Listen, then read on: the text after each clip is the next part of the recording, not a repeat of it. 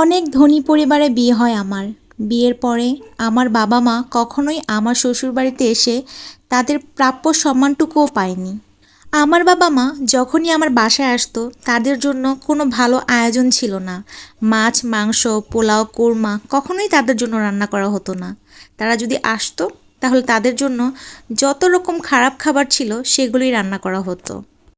তবে আমি একটা স্পেশাল রেসিপি শিখেছিলাম, আর সেটা হচ্ছে এই যে শুটকি মাছ দেখতে পাচ্ছেন, সেই শুটকি মাছ ভুনা। এটা দিয়েই আমি আমার আব্বু আম্মুকে যত্ন সহকারে খাওয়াতাম, আর আমার বাবা মা খুব খুশি হতেন আর বলতেন, তোর হাতের এই শুটকি ভুনা থাকলে আমাদের আর কিছুই লাগবে না।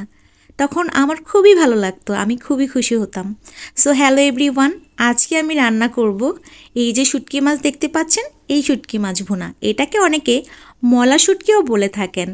এই শুটকি মাছ যদি একবার আপনি সুন্দরভাবে রান্না করতে পারেন আমার এই রেসিপিটা দেখে, তাহলে আপনি বারবার খেতে চাবেন। আর যেদিন আপনি বাসায় এই রেসিপিটা ট্রাই করবেন সেদিন দেখবেন ভাতের চাল একটু বাড়িয়ে দিতে হবে, সবাই প্লেটের পর প্লেট খেয়ে একদম শেষ করে দেবে। সো দেখতেই পাচ্ছেন, ফার্স্টে হচ্ছে আমি তেল দিয়ে দিলাম কড়াইয়ের মধ্যে, দেন হচ্ছে আমি এখানে পেঁয়াজ কুচি দিয়েছি, তারপর শুটকি মাছগুলো দিয়ে একটু ভাজা ভাজা করে তারপর আদা রসুনের পেস্ট দিয়ে তারপর একটু পানি দিলাম। এরপর আমি এখানে সুন্দর করে হলুদ গুঁড়ো দিয়ে দিচ্ছি পরিমাণ মতো, এরপর মরিচের গুঁড়া দিয়ে দিলাম, এরপর আমি জিরার গুঁড়া এবং ধনিয়া গুঁড়ো অ্যাড করব এবং স্বাদ মতো লবণ দিয়ে দিব। সব কিছু একটু পরিমাণ করে দিতে হয়, তাহলে কিন্তু খাবারের টেস্টটা খুব ভালো আসে। আর এই প্রসেসে যদি একবার শুটকি মাছ রান্না করেন তাহলে দেখবেন চারদিকে গন্ধে একবার মমো করবে। হ্যাঁ, আমি যখন রান্না করতেছিলাম তখন অলরেডি আমার নাকের মধ্যে এত সুবাস চলে এসেছিল, আর দেখুন কালারটা কত চমৎকার লাগতেছে। এখন কষিয়ে তারপর একটু পানি দিয়ে তারপর ঢেকে দিলাম, তারপর আবার ঢাকনা খুলে কিছুক্ষণ নাড়ানাড়ি করতেছিলাম। একটু কষিয়ে রান্না করলে রান্নাটা কিন্তু খেতেও দারুণ লাগে। হ্যাঁ, আমার তো মনে হচ্ছিল আমি এখনই খেয়ে ফেলি, বাট রান্না পর্যন্ত তো ওয়েট করতেই হবে।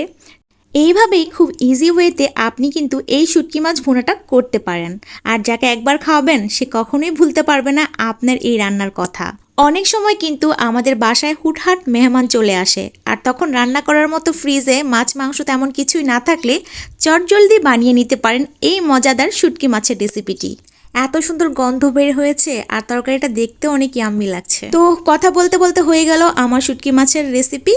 আশা করি আপনাদের অনেক ভালো লেগেছে, আর যদি ভিডিওটি ভালো লেগে থাকে অবশ্যই আমার চ্যানেলটিকে একটি সাবস্ক্রাইব করে আমার পাশেই থাকবেন।